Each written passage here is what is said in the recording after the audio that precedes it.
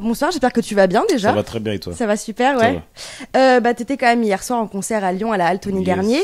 Je sais que ton premier concert à Lyon avait été annulé en 2021 à Ouais. cause de la crise sanitaire. Est-ce que t'étais impatient de revenir? Déjà, ma première tournée, la première date c'était Lyon, la toute première tournée. Donc on l'a fait, on était au Transborder. Donc on a réussi à le faire en fait. Et c'était peut-être la seule date qu'on avait fait. Donc j'ai toujours eu un gros lien avec Lyon à cause de ça, tu vois. J'ai eu l'impression que c'était un peu un signe, comme si j'avais pu faire que cette date-là avant que tout s'arrête pour nous tous. Donc j'ai toujours eu une belle connexion avec cette ville, j'ai toujours aimé l'énergie, les gens sont un peu fous ici, j'adore ça. Et ouais, et forcément aujourd'hui on est là, et c'est un petit step de passé, on est content. Et t'as pu visiter un peu la ville, un peu Lyon. Pas vraiment, je te mens pas, c'est difficile de bouger un peu, mais on connaît bien et puis c'est cool. Et justement, tu disais que t'as une connexion avec cette ville. Comment ça se fait que t'as une connexion en particulier? Bah, j'aime bien, comme je viens de te dire, j'aime bien l'énergie. C'est-à-dire, à chaque fois qu'on est venu ici, les showcases, les concerts, peu importe, tout a toujours été hyper en folie. Et moi, je suis un fou, les gens le savent aujourd'hui. Donc, j'ai besoin de sentir que les gens sont vraiment en osmose avec moi et que ça crie, on est comme des oufs. Ouais, donc ça colle bien avec les Lyonnais. Ah ouais, clair. Tant mieux. Par contre, la mauvaise nouvelle, c'est que ton concert à Clermont-Ferrand est annulé. Ouais. T'as expliqué que c'était pas de ta faute. Alors comme moi, je suis un peu curieuse. Je voulais savoir pourquoi c'était annulé. Parce que les gens sont déçus. En fait, c'est en termes de logistique. La logistique, c'est un peu un truc un peu abstrait à dire. Mais pour être très honnête avec toi, si j'avais la réponse, je te l'aurais donné de vive voix. La seule chose que je sais, c'est que les billets se sont pas aussi bien vendus à Clermont-Ferrand qu'ailleurs. Faut dire la vérité. Je sais pas pourquoi, en plus c'est une ville étudiante, donc moi j'étais un peu triste, je me suis dit il y a plein de jeunes, donc normalement ils viendront goûter la Frolove, mais les billets ne sont pas aussi bien vendus, donc en fait, étant donné que les billets ne sont pas aussi bien vendus, logistiquement parlant, on peut pas assumer autant le concert en termes de dépenses, en termes de ça, pour la boîte de tournure, tu vois, de tournée, pardon. Donc ils nous ont dit simplement que c'était mieux de reporter pour faire une date beaucoup plus conséquente avec plus de gens pour qu'il y ait plus de budget pour tout le monde. Ça aurait été relou d'arriver sur scène avec juste le T et pas le A, Y, C, tu vois, parce qu'il n'y a pas assez d'argent. Donc je me suis dit, ok, plutôt que de faire ça, on reporte et on fait vraiment un vrai show quand les gens seront plus disposés à venir et tout le monde sera content. Donc c'est pas une annulation définitive. Non, du tout, clairement. Pour rassurer tout le monde. Ah non, vraiment pas, on va reporter ça, mais en fait, prenez vos billets, c'est tout. C'est tout. Mais justement, j'allais dire, est-ce que c'est compliqué en tant qu'artiste d'annuler un concert parce qu'il doit avoir une part ça de fait stress, mal. de décevoir Ce qui est surtout chiant, en fait, c'est que les gens n'ont pas forcément tendance à comprendre le métier, et les gens se disent tout de suite, c'est Taïk qui a dit, Clermont-Ferrand, ça me dit rien, non, on annule. Non. Moi-même, j'ai reçu le mail comme vous et j'ai lâché des larmes comme vous. Mais le problème, c'est que quand t'es artiste, t'es un peu une lumière et du coup, tout revient à toi. Et on oublie qu'il y a des machines et des machines derrière toi qui contrôlent et qu'il suffit qu'il y ait un ouvrier qui s'est blessé et tout est annulé. Alors que l'ouvrier, tu le connais même pas, mais malheureusement, t'es censé annuler. Tu te dois d'annuler parce que si ça. On n'est pas toujours maître du jeu. C'est ça que les gens doivent savoir. Puis le concert, tu le fais pas tout seul. Et donc le concert, je ne le fais surtout pas tout seul. Donc c'est dit. Mais je peux comprendre que ce soit difficile pour eux de comprendre ce fonctionnement-là, mais il faut le notifier. Ce n'est pas nous qui décidons toujours. Et puis c'est difficile pour toi aussi de pas avoir ton public. Ça va dans les deux Surtout sens. quand j'ai fait une tournée. Je veux dire, c'est pas comme si j'avais que 2 dates. J'en ai fait 10, 17 autres. C'est pas 2 autres qui vont me tuer, tu vois. Donc, Et on va parler un peu de ton actualité musicale. Donc, Yes. tu as récemment collaboré quand même avec Zao, Big Flo Oli, Jason Derulo. Ça fait quand même pas mal de monde. Quel sera ton prochain featuring? Joker? Je l'ai dit, mais ça capte pas. Je sais pas qu'est-ce qui se passe. C'est les micros. Il y a un problème de Ouais, Wi-Fi, je crois. C'est le micro, il doit pas bien C'est marcher. le microscope qui fait. Du coup, donc ça reste un secret. Mais ça veut dire qu'il y en a un en préparation, Il y en apparemment. a plein, bien sûr. On travaille avec plein de gens.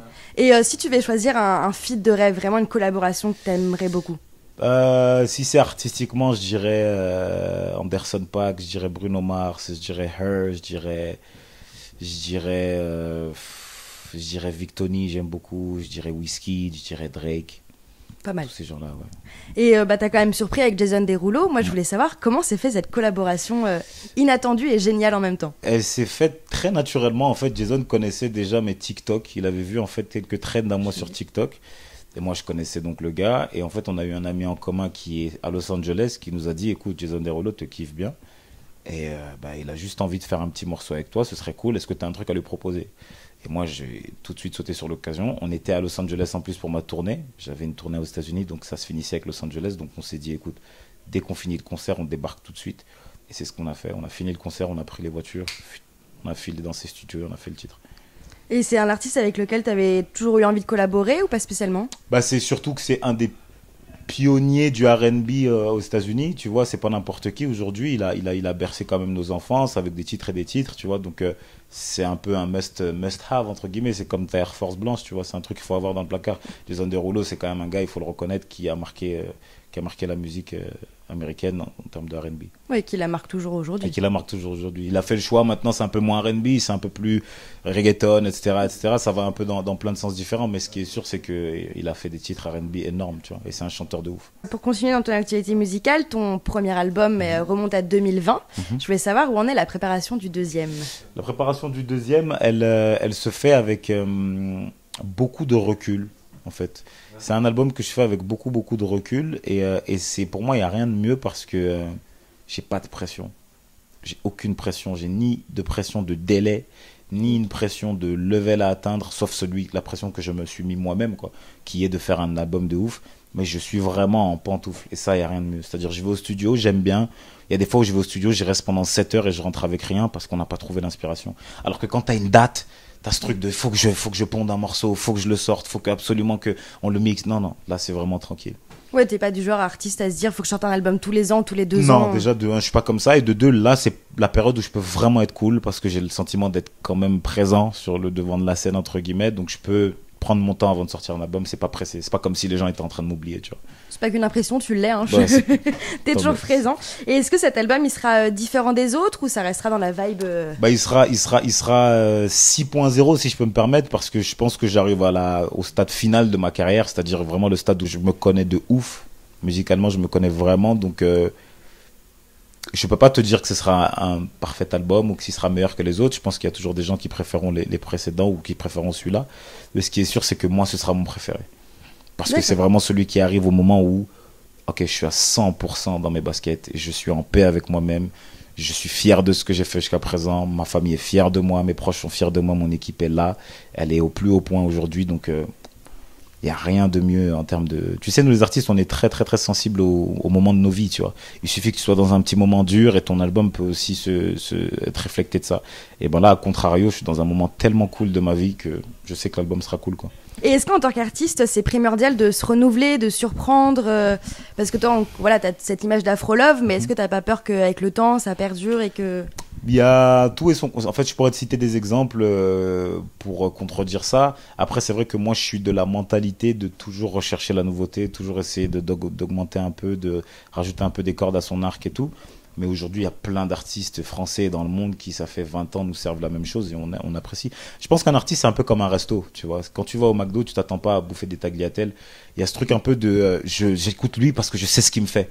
Je sais le bien qu'il me fait. Quand je mets du Jul, je sais que je vais m'ambiancer, je sais que je vais être avec les copains, on va être là à la plage. Quand je mets du Taïk, je sais aussi ce que je veux ressentir.